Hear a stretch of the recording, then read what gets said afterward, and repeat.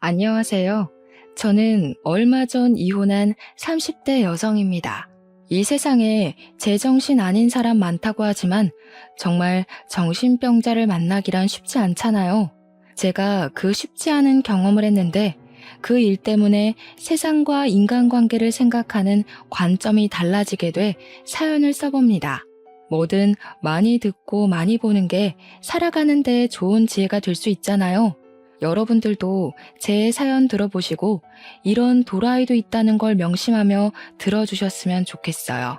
저는 결혼하기 전부터 남편과 가치관이 아주 잘 맞는 편이었어요. 특히나 아이 부분에 대한 사상이 비슷했는데 남편도 저도 아이로 인해 우리의 삶이 뒷전되는 걸 원치 않았다는 거예요. 아이 유무에 대한 생각이 같지 않으면 부부 생활 이어가기 어렵잖아요.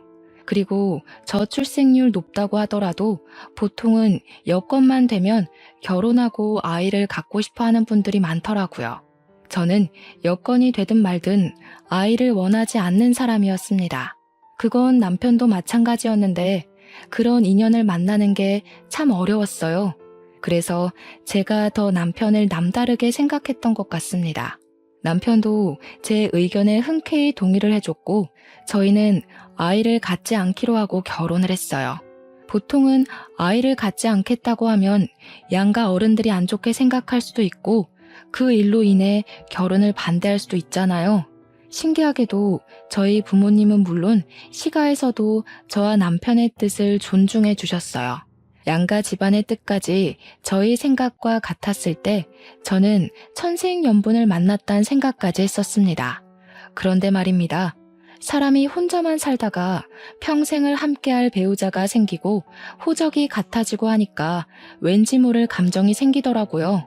그건 바로 아이 부분이었습니다. 이건 결혼을 해봐야만 느껴지는 그런 감정인 것 같았어요. 그러니까 남편이랑 제가 살다 보니 아이를 갖고 싶어졌다고 변심을 하게 된 거죠. 그렇게 마음을 바꾼 것 또한 누구 한 명만 그랬던 게 아니라 남편과 제가 서로 느꼈던 부분이었어요.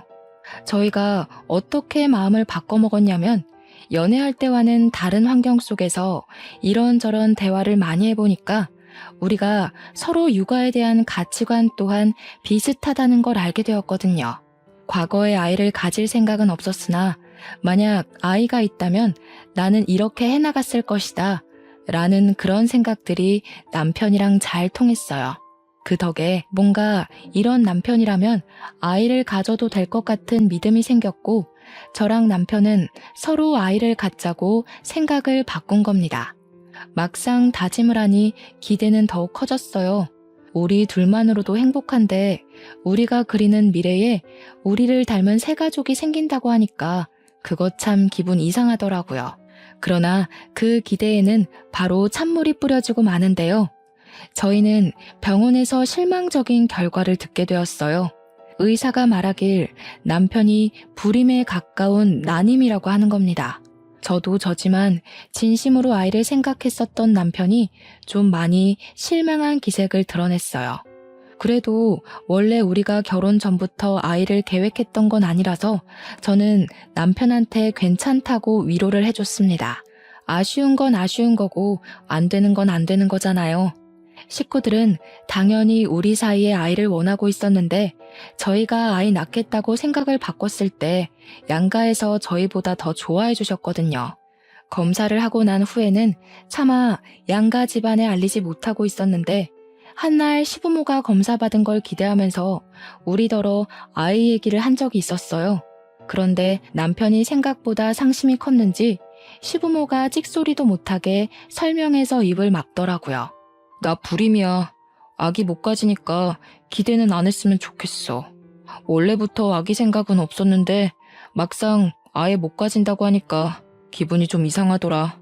웬만하면 내 앞에선 아이 얘기하지 말아주라. 남편의 솔직한 고백에 그때 분위기는 정막 그 자체였습니다. 그날은 시부모님이 너무 당황해서 더 이상 별 말을 못했어요. 자기 자식이 불임이라는데 말 함부로 할 부모가 어디 있겠습니까? 그날은 시부모님이 제 눈치까지 보면서 조금 면목 없는 기색을 드러내기도 했어요. 저는 정말 괜찮았거든요. 아이가 갖고 싶은 마음이 생겼을 뿐이지 없다고 죽고 싶거나 인생 무너질 것 같이 처참하진 않았어요. 그래서 그날 시부모님이 확실하게 저희 사정을 알았을 거라고 생각했어요. 그런데 다른 날에 갑자기 연락 와서는 우리더러 시험관 시술을 해보지 않겠냐고 추천하더라고요. 시험관이야 도전해 볼 수는 있겠죠. 그런데 그 부분에서 저와 남편 생각은 또 같았어요. 저희는 아이 얻고자 고된 고생까지 하면서 절망하고 애쓸 생각은 없었습니다. 그렇기 때문에 둘 다 시험관 생각은 전혀 안 했어요. 시모가 반복해서 물어봐도 저는 이미 남편과 뜻을 맞췄기에 시험관 안 하겠다고 확실하게 의사표시를 했습니다. 근데 시모는 노력하지도 않으려는 제 태도가 마음에 안 드는지 좀 기분 안 좋은 소리를 하시더라고요. 그래도 네가 큰 며느리 아니냐. 밑에 작은 애 집에서 먼저 애 생기면 눈치 안 보일 것 같아? 너도 너지만 너 때문에 우리 집 장남 이미지까지 망칠 수는 없잖니. 망치다니요? 제가요? 그렇게 말씀하시면 제 입장에서 서운하죠. 남편이 불임이라서 임신 못하는 건데 왜 제 탓을 하세요? 네가 시험관 안 하겠다고 해서 우리 아들도 따라서 안 하는 거 아니야. 어쨌든 둘이 다시 얘기해서 시험관 해보도록 해라. 사람이 살아가는데 순리가 있는 법인데 무슨 말도 안 되는 고집을 부린대? 시모가 생각보다 고집스럽게 나와서 솔직히 아주 황당했습니다. 저희가 결혼하기 전에 양가 어른들에게 아기 갖지 않겠다고 말씀드렸거든요. 그때는 시모도 쿨하게 허락을 하셨어요. 근데 갑자기 이렇게 고집을 부리는 것이 조금 이해가 안 가서 당황했습니다. 심지어 그날뿐만이 아니었어요. 시모는 이런 식으로 저만 가지고 자꾸 시비를 걸었습니다. 어이가 없어서 한 번은 남편한테 얘기를 해줬는데 남편은 그저 시모가 하는 말 전부 다 쓸데없는 말이니까 무시하라는 대답뿐이었어요. 그래야 하나 싶어서 저도 그냥 시모 말을 한 귀로 듣고 한 귀로 흘리는 걸로 스트레스를 해소했죠. 그런데 제가 그저 쉬쉬하며 넘기니까 이 상황이 점점 우스워지더라고요. 제게만 임신을 종용하는 시모가 갈수록 이해하기 어려운 짓을 했는데 그게 뭐냐면 시가 친척들 앞에서만 저에 대한 태도가 달라진다는 겁니다. 시댁에는 친척들이 좀 많아요. 명절이나 제사를 하면 저희 집에 식구들이 모였는데 다들 집 가까이 살아서 그런지 친척들이 서로 인연이 깊더라고요. 그 말은 즉 서로에게 간섭도 많다는 뜻과 직결되는데요. 그래서 저랑 남편 사이에 아이가 없다는 것도 벌써 친척들 귀에 다 들어갔더라고요. 장남 집안이라서 빨리 아이를 가져야 하는데 왜 아직 아기가 없냐고 많이들 물었습니다.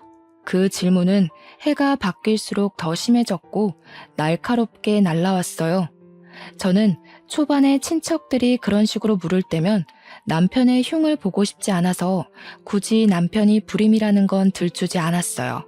그냥 아직 아이 생각이 없다는 식으로 돌려서 말했습니다. 그런데 그때마다 시모가 나서서 보이는 반응이 있었는데요. 며느리 힘들 것 같아서 내가 손주는 굳이 없어도 된다고 했어. 요즘 세상에 부부끼리 잘 살면 그걸로 되는 거지 뭘 굳이 애가 있어야 돼. 시모가 친척들 앞에서 제 생각을 끔찍하게 해주고 있는 것처럼 말을 하는 게 문제였어요. 물론 다른 사람 앞에서 저를 챙기는 척하는 것이 고나리질하는 것보다 낫다고 생각하는 사람들도 있겠죠. 그런데 고나리질은 고나리질대로 당하고 남들 앞에 설 때만 이렇게 가식적인 친절을 보인다면 생각이 달라지실 겁니다. 이렇게 앞뒤 다른 시모 때문에 친척 어른들이 제게 더 잔소리를 했어요. 세상에 너희 시모 같은 사람 없다는 둥, 아무리 손주 욕심 없다고 해도 손주 보고 싶은 게 시모 마음인데 그걸 몰라준다는 둥, 왜 효도를 너네들이 받고 있냐는 둥 말입니다. 저보고 시모 생각해서 손주 가지려고 노력이라도 해보라고 얼마나 독언을 날리는지 몰라요. 기가 찼지만 오랜만에 뭉친 식구들 분위기를 망칠 수 없어서 어찌어찌 넘겨왔습니다. 이렇게 시가 사람들한테 기분이 상하면 제가 누구한테 속풀이를 하겠습니까? 당연히 남편한테 하겠죠. 그래서 늘 명절이나 시가에 큰 행사가 있고 난 후면 저도 모르게 남편한테 툴툴 털어놓게 됐어요. 그럴 때마다 남편이 사과를 해주기는 합니다. 근데 결국 그 사과도 저를 설득해서 시모를 이해해달라는 의미뿐이에요. 원래 부모가 자식 생각하는 마음이 다 그런 거 아니겠어? 손주 못 낳아주는 거 미안하긴 하니까 그냥 우리 엄마 하고 싶은 대로 두자. 내가 당신한테 더 잘할게. 친척들 다 모이는 날 아니면 어르신들한테 잔소리 들을 일 없잖아. 그럴 때만 당신이 그냥 효도한다 생각하고 좀 참아줘. 그럼 욕먹는 건 나야. 어르신들이 갈수록 나만 버릇없는 며느리를 볼 거 아니야. 지금 어머님이 나 닥달해서 시험관 시키려고 머리 굴리는 거 모르겠어? 짜증나 죽겠네. 잘못은 내가 한 게 아닌데 왜 내가 욕바지 역할을 해야 돼? 말을 꼭 그렇게 해야겠어? 당신 말은 지금 내 잘못이니까 내가 욕바지 해야 된다는 거야? 그럼 당신은 고자 남편 있다고 동네방네 소문나도 상관없어? 당신만 살고 나는 망신당해도 상관없냐고. 내 말은 우습고 당신 하는 말은 안 이상해? 당신이야말로 당신 욕먹을 바엔 내가 욕먹는 게 낫다고 생각하는 거잖아. 나더러 평생 불효자라 욕먹으면서 살라는 거 아니냐고. 좀 그러면 어때서? 나도 친정 가서 욕먹을 거 먹을게. 여긴 우리 식구 집안이잖아. 고자보단 불효자가 낫구만. 그걸 이해 못 해주냐? 결국 남편의 사과는 제가 처음 불만을 트기 시작했을 때 한 번뿐이지 그 뒤의 얘기는 전부 이런 식의 대화였습니다. 기가 찬 소리 하는 건 남편도 마찬가지였으니 저는 속풀이라는 의미로 남편과 다투는 날이 점차 늘어갔어요. 남편이 아이 욕심이 병적으로 강하지는 않았지만 아마 자기도 고자 소리는 창피한 듯 보였습니다. 은근슬쩍 제 입을 막으려고 했고 시간이 갈수록 시모 편을 드는 건 점점 더 도드라진 모습이었어요. 그 와중에 시모는 계속해서 시험관을 조르고 있는 상황이었는데요. 문득 그런 생각이 들더라고요. 임신은 나만의 문제가 아닌데 왜 자꾸 나만 임신으로 인해 스트레스에 시달려야 되는 건지, 쓰레기가 되어야 하는 건지 억울하더라고요. 그래서 한날은 시모가 집에 들러서 남편이 좋아한다는 파김치 좀 가져가라 부른 적이 있었는데 그날 또 시험관 얘기를 하길래 시모한테 직접 말했습니다. 언제는 저희 부부끼리만 잘 살면 된다면서요. 손주 필요 없다면서요. 저희가 결혼하기 전에 다 말씀드렸는데 갑자기 이렇게 집착하시는 이유가 뭐예요? 저랑 남편이 변심하지 않았으면 원래 없었을 손주예요. 처음엔 애 없이 둘만 살고 싶다고 시작하는 부부가 어디 한둘인 줄 알아? 그 사람들도 나중에는 다 생각 바뀌어서 애 갖는다. 너희들도 그럴 거라 생각해서 허락해 준 거지. 그건 어머님이 멋대로 판단하고 결론 내리신 거네요. 다시 말씀드릴게요. 아이 갖고 싶다고 중간에 마음 바꾼 건 맞지만 시험관까지 하면서 갖고 싶은 생각은 없어요. 남편도 그 일 때문에 스트레스 많이 받고 있으니까 그만 좀 하세요. 어머님이 자꾸 제 문제인 것처럼 소문내서 저도 힘들다고요. 내 아들이 진짜 애 안 갖고 싶어서 그러는 줄 아니? 네가 좀 남편 위해서 희생해주면 되는 거를 무슨 고집이 이렇게 세? 그 사람들이 얼마나 말 많은 사람들인데 내가 정신 나갔다고 우리 아들 문제 있다고 떠벌리겠어? 이런 거 서로 포용해주라고 부부를 하는 거야. 부부끼리 서로 보듬어주라고 하는데 시모가 하는 말은 모두 자기 아들을 위한 얘기가 아닙니까? 자기 아들이니까 자기 아들을 감싸는 거 이해해요. 그렇다고 그걸 다른 집 귀한 자식한테 강요하면 안 된다고 생각하거든요. 그럼 저는요? 어머님이 이상하게 돌려 말씀하셔서 어르신들이 저만 욕하잖아요. 어머님이 말씀하시는 것에서 제가 득보는 건 뭔데요?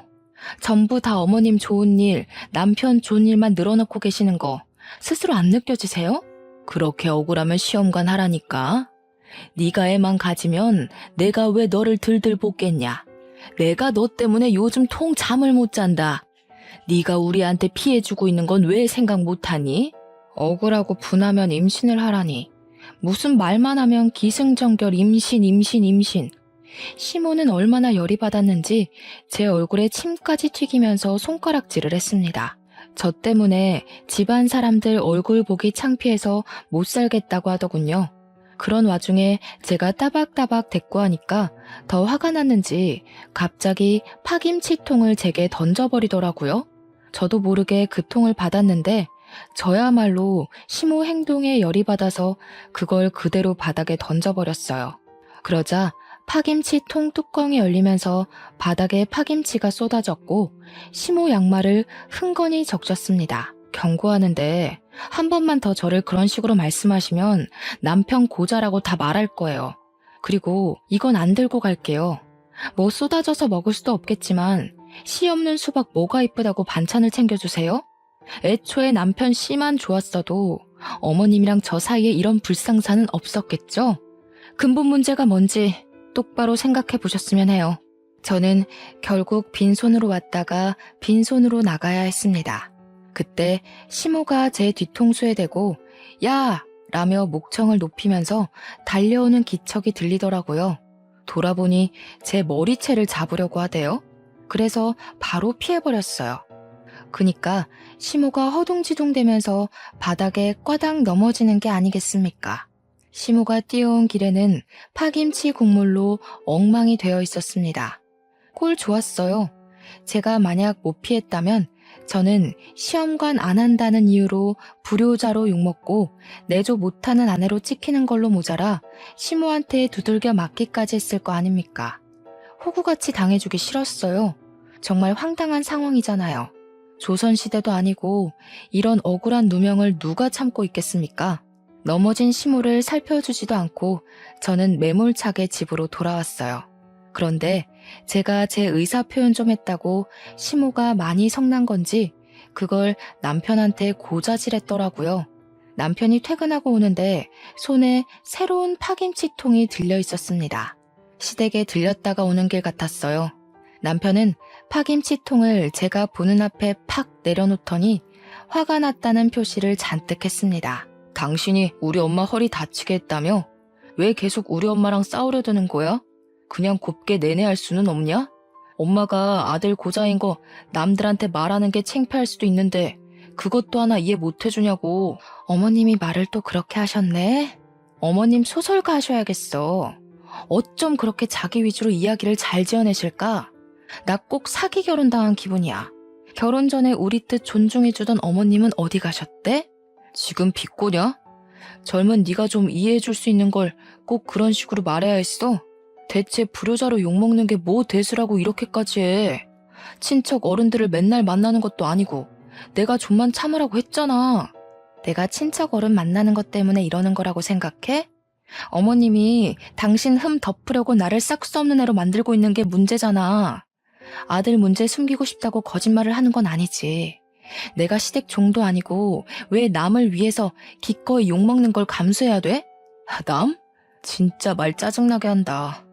이런 게 부모 자식 간의 애정이야. 부모 사랑 못 받고 자란 애처럼 왜 이래? 아, 장인어른 장모님은 당신한테 하자가 있어도 나 몰라라 했었나 보지? 끝내 친정 부모님까지 욕보이는 남편에게 진심으로 기분이 상한 저는 제가 무슨 말을 해도 남편이 내 말을 안 들어주겠구나라는 걸 깨달았습니다. 남편도 시모처럼 이미 자기 이미지 지키는 데에 저를 이용하는 것을 당연하게 생각하고 있었어요. 마치 저를 문제아처럼 말하고 있었지만 저는 똑똑하고 정상적인 부모님 밑에서 자랐기 때문에 이 집이 잘못되었다는 걸 온몸으로 느낄 수 있었죠. 그래? 그런 게 조건 없는 사랑이고 효도구나. 거짓말을 해서라도 내 사람 안 쪽팔리게만 해주면 되는 거네? 어머님 아버님이 자식한테 참 좋은 거 가르쳐 주셨어. 나는 나 쪽팔린다고 가족을 공경에 빠뜨리란 교육은 못 받았거든.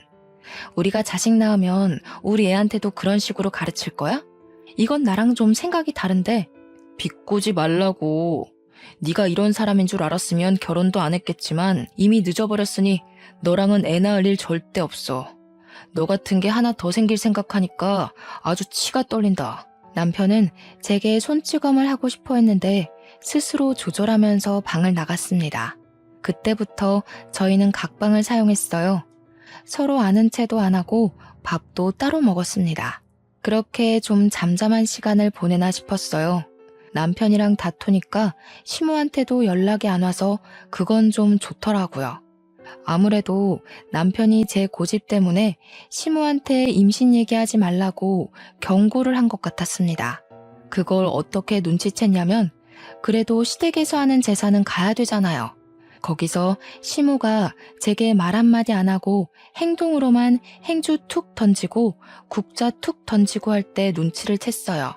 그러거나 말거나 무시했습니다. 제가 멀리 있으면 시모가 저를 딱히 부르지 않길래 일부러 시모 피해서 일을 하기도 했어요. 그날이 제사였다고 했잖아요. 그래서 시댁이 큰 집이었던지라 역시나 친척 어른들까지 오는 날이었는데요. 친척 어른들은 지난번에 봤을 때보다 더 제게 냉랭한 태도를 보였습니다. 아예 제 인사도 안 받아주는 것 같은 느낌을 받았어요. 처음엔 기분 탓이겠거니 했는데 제가 직접적으로 누구를 지정해서 말을 붙여보아도 대놓고 모른 채를 하시더라고요. 사람 무안할 만큼이요. 마치 몰래카메라를 당하는 기분이었는데 얼마나 기가 찼는지 모릅니다. 그때부터 저도 딱히 애쓰지 않았어요.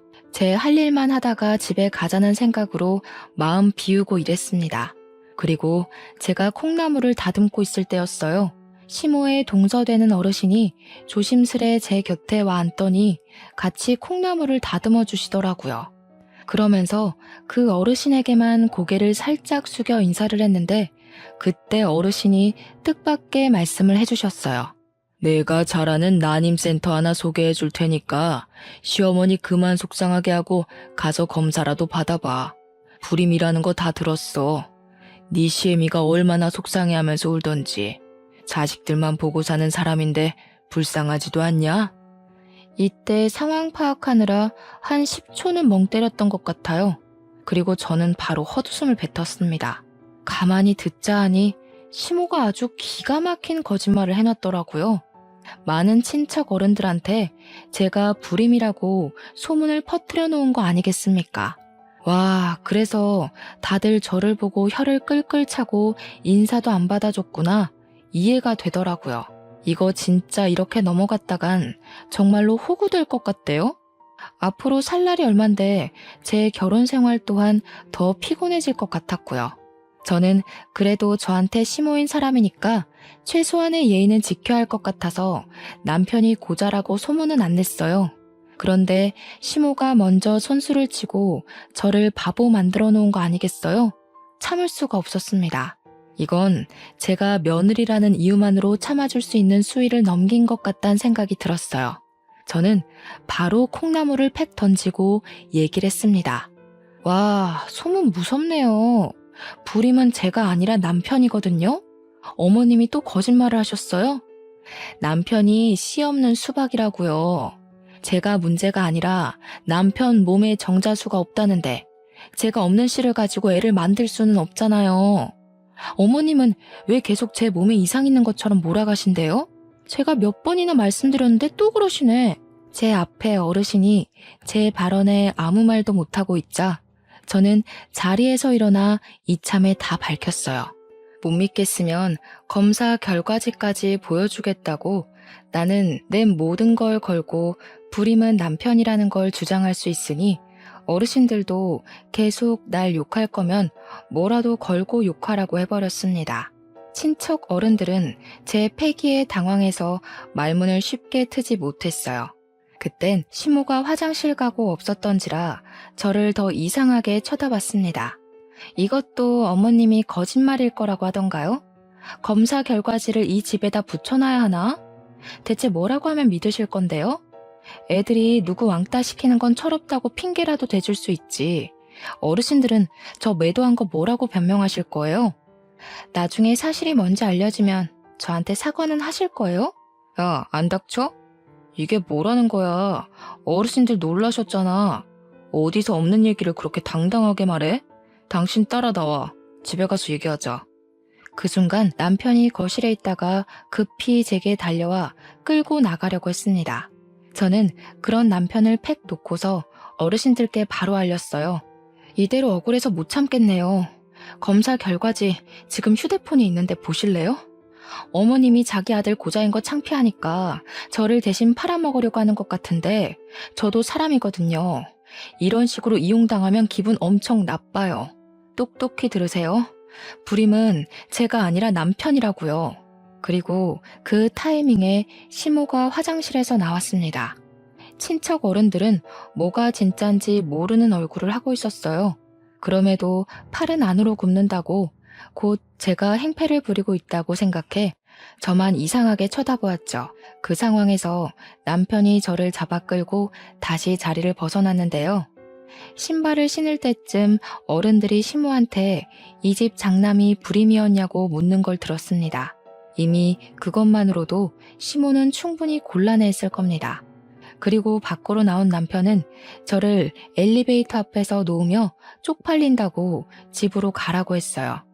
어머님이 내가 불임이라고 소문냈더라. 내가 그걸 웃으면서 내내 했어야 했어? 아, 당신도 내가 욕먹는 걸 바랬었지? 내가 지금 호랑이 굴에 혼자 들어간 건가? 어떻게 다 나를 못 잡아먹어서 안달이래? 그렇다고 꼭 그렇게까지 할 필요는 없었잖아. 예의 없게 어르신들 앞에서 그게 무슨 행패야? 가서 사과할 거 아니면 당장 돌아가. 당신 데려다 줄 기분 아니니까 걸어서 가든지 버스 타고 가든지 알아서 해. 나는 사실을 말했을 뿐인데 아직도 억울하네. 여기서 봐주면 어머님이 나를 아주 등신으로 보고 더 소설 쓸 것 같은데 지금도 안에서 뭐라고 변명하고 계실지 몰라. 나는 어머님이 나한테 사과할 때까지 절대 그만할 생각 없으니까 당신이야말로 잘 판단해. 제가 말을 함부로 놀리자 남편이 성질났는지 제 뺨을 때렸습니다. 안 그래도 친척들 앞에서 고자라 까발려져 화가 났는데 제가 사과는커녕 바락바락 대드니까 참을 수 없었나 봅니다. 남편은 제게 사과도 안 하고 그대로 돌아서 집으로 들어가 버렸고 저는 억울한 마음에 눈물 글썽이며 한참 서 있다가 집으로 돌아왔습니다. 남편이랑 같은 공간에 있기 싫어서 친정을 찾아갔어요. 친정은 논을 마주보고 있는 주택인데요. 복잡한 도심 속에 살다가 고향을 찾으면 그나마 머리가 식는 기분이라 스트레스가 극에 달할 때마다 찾는 곳입니다. 늦은 시간에 찾아갔는데도 친정 부모님은 저를 반갑게 맞이해줬어요. 부모님을 보니까 그간 악으로 깡으로 버텨왔던 서름이 한순간에 터져나왔어요. 인사도 못 드리고 눈물부터 보이자 친정 부모님은 제가 굳이 말 안 해도 결혼 생활이 많이 힘들다는 걸 알아봐 주시더군요. 아휴, 김서방이 잘 좀 할 것이지. 우리 딸 얼굴이 왜 이렇게 안 좋아? 밥은 먹었니? 사돈집에서 제사 지낸다더니 무슨 일 있었던 거야? 엄마, 나 진짜 서러워서 못 살겠어. 이렇게 평생 살아야 되는 게 너무 싫어. 나 이제 어떡하지? 내가 고른 남잔데도 너무 꽝이라서 싫은데 어떡해? 나 진짜 이대로 평생 불행해야 되는 거야? 저는 마치 철부지 시절로 돌아간 것처럼 부모님께 제가 당해왔던 부조리함을 다 밝혔어요. 친정 부모님은 제 말을 묵묵히 들어주면서 제 편이 되어주셨습니다. 그럼에도 마음이 독하지 못한 분들이라 시댁을 찾아가서 뒤집어 엎는 짓까진 안 했어요. 그저 제 말에 시댁으로부터 감정만 상하셨고 저를 위로해주는 데에 더 열과 성을 다했을 뿐이었죠. 그것만으로도 저는 사실 위로가 되었습니다. 이젠 누굴 뒷담하고 탓하는 게 지쳤는데 그런 제게 부모님 곁은 누굴 흉보지 않을 수 있는 쉼터 같은 곳이었으니까요. 그렇게 부모님 집에서 하룻밤 자고 출퇴근을 해도 남편한테는 따로 연락이 안 왔습니다. 진짜 웃기게도 시댁에서도 연락이 오지 않았어요. 마치 내가 누군가의 며느리, 누군가의 아내였나 싶을 만큼 잠잠했어요. 그제야 제가 시댁에서 얼마나 보잘것없는 위치였고 존재였는지가 파악이 되더라고요. 너무 짜증이 나서 그냥 이혼해버리자 그렇게 마음먹고 그날 바로 이혼 합의서를 준비했어요. 꼴보기 싫은 사람들 안 보고 합의서에 도장 찍을 순 없을까? 그 고민만 남은 저는 며칠간 같은 생각만 되풀이하느라 거의 멍 때리면서 지냈어요. 그러던 어느 날엔 평소와 좀 다른 일이 발생했는데요. 여느 때처럼 퇴근하고 친정집을 가는데 친정집을 가는 마을버스가 목적지까지 못 가고 멈추는 겁니다. 그때부터 버스 안 사람들이 웅성거리기 시작했는데 뭔가 싶어서 차 앞쪽을 봤더니 소방차가 보였고 그 뒤로 검은 연기가 자욱했어요. 화재가 난 것이랍니다. 화재 사건을 뉴스 말고 직접 본 건 처음이었는데 여기서 제가 심장이 철렁 내렸던 건 화재 사고를 실제로 봐서가 아니었어요. 이쪽으로 가는 방향은 일방통행이었고 마을이 한 줄로 쭉 나열되어 있는 동네인데 이쪽 길에 불이 났다는 건 마을 전체가 위험하다는 것과 같은 뜻이거든요. 그럼 우리 집에도 피해가 갔을지 모를 일이라서 심장이 내려앉았던 겁니다. 그 사실을 자각하자마자 저는 급히 버스를 내려서 소방차가 있는 곳으로 뛰어갔어요. 마침 경찰차까지 모여 있었습니다. 다행히 불은 진압이 된 것 같았는데 그 넓은 논이 전부 새카맣게 타 있었어요. 주민들이 한순간 사고로 자산을 잃은 셈이었죠. 그 방대한 사고의 잔해를 보니까 더 저희 집 사정이 걱정되었습니다. 저는 공직자들을 붙잡고서 대체 무슨 일이냐고 나 이 동네 사람이라고 신분을 밝히며 물었어요. 그러자 소방관이 설명을 해주길 누가 집에다 불을 지르려다 바람에 불씨가 날아가서 논이 다 타버렸다는 겁니다. 그러면서 저더러 집이 어디냐고 소방관이 묻길래 제가 우리 집 쪽을 알려드리려고 돌아봤는데 마침 그 앞에 경찰들이랑 소방관들이 모여 있었어요. 그 부분이 가장 분주한 걸 보니까 우리 집에서 어떤 큰 피해가 있는 것 같았습니다. 너무 놀라서 다리에 힘이 풀렸어요. 공직자들이 잡아주지 않았다면 쓰러졌을 겁니다. 저는 차마 감사 인사도 못하고 서둘러 우리 집 앞으로 뛰어갔어요.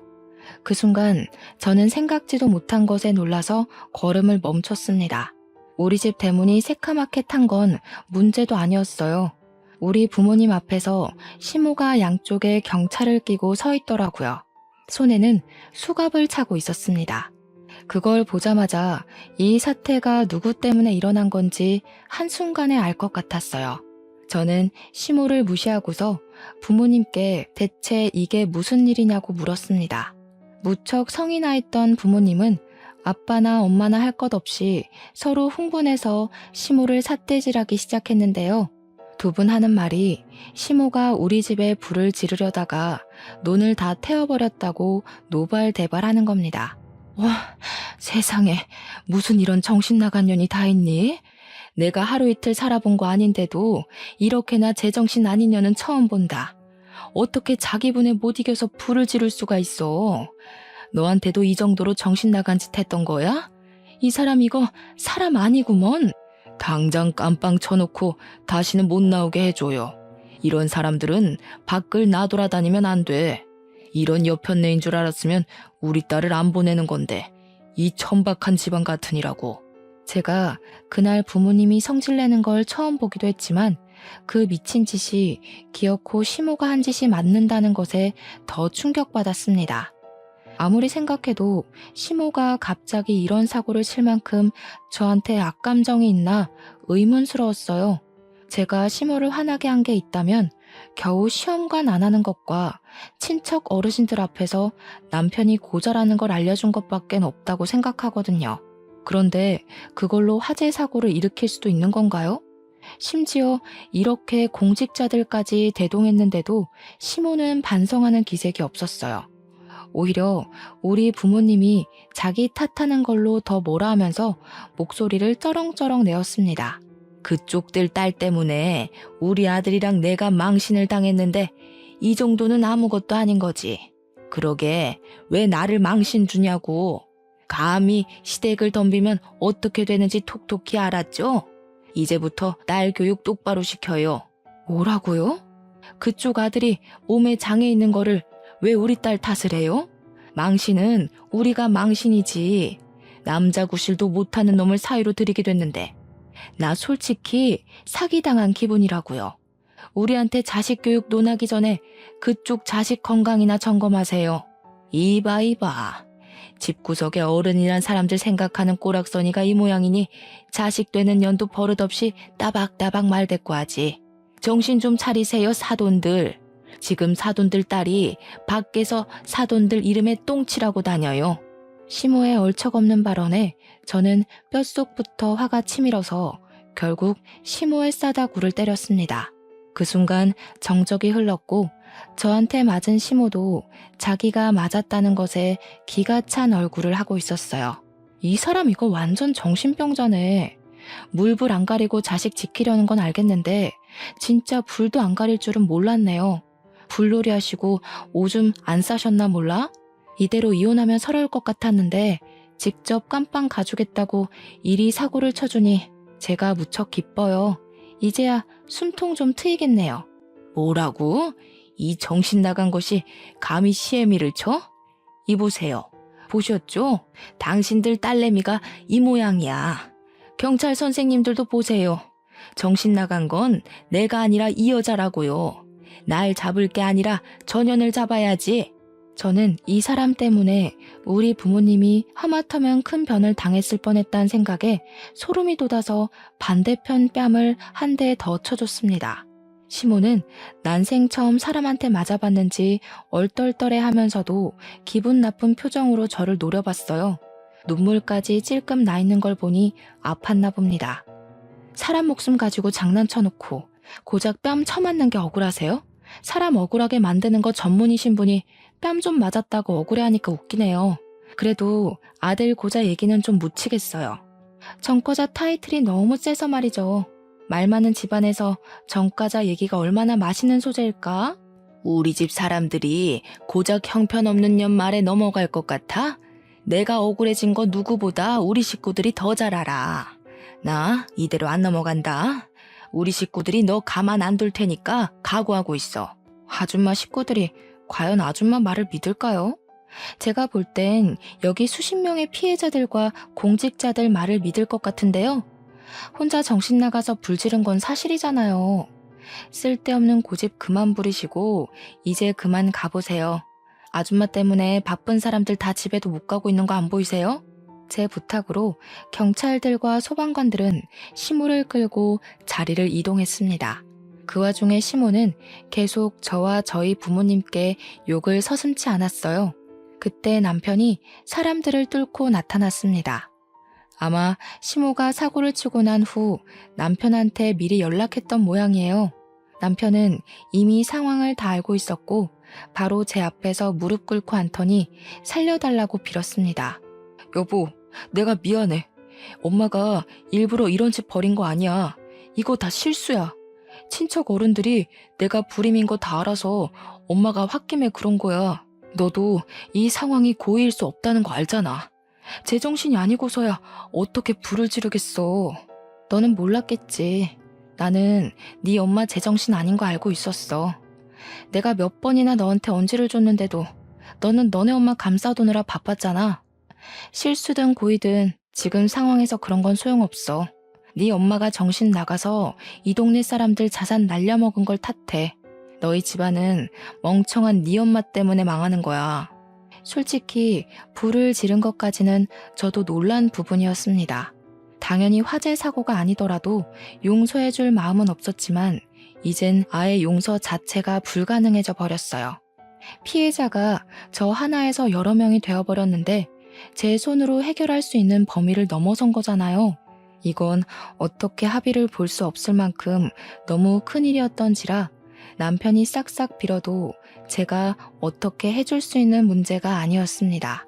그 와중에 친정 부모님은 여전히 화가 머리끝까지 나 있었어요. 평생 남에게 욕이라곤 안 해본 순한 분들인데 시모 집안 때문에 처음으로 분노의 감정을 표출해 보셨을 겁니다. 그리고 특히 엄마는 남편한테도 많이 화가 나 있었어요. 소금을 한 뭉텅이 갖고 나오더니 제 앞에 무릎 꿇고 있는 남편 면전에 소금을 팍팍 뿌렸습니다. 어디서 이런 재수없는 것이 우리 딸한테 붙어서는. 얼른 정신 나간 너네 엄마 데리고 썩 꺼져라.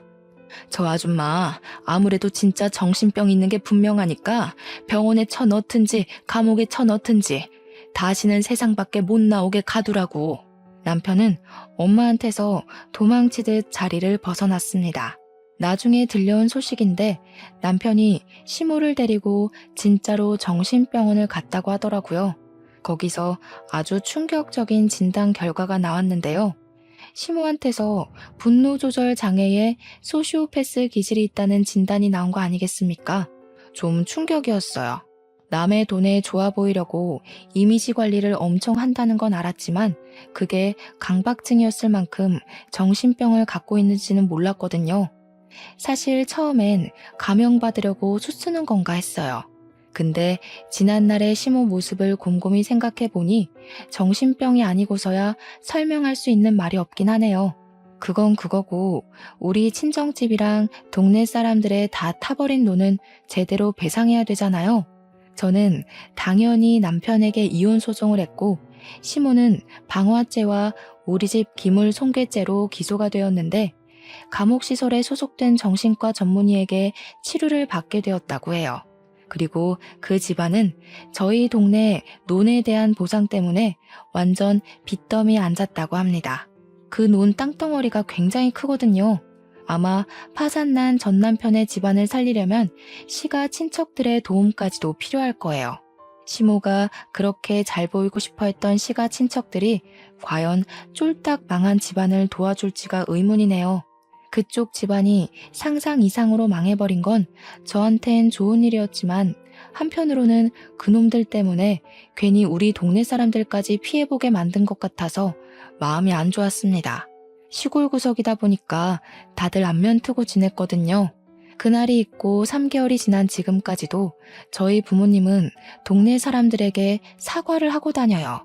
사실 동네 사람들은 다 마음이 좋으셔서 저희 부모님 탓을 따로 하진 않으십니다.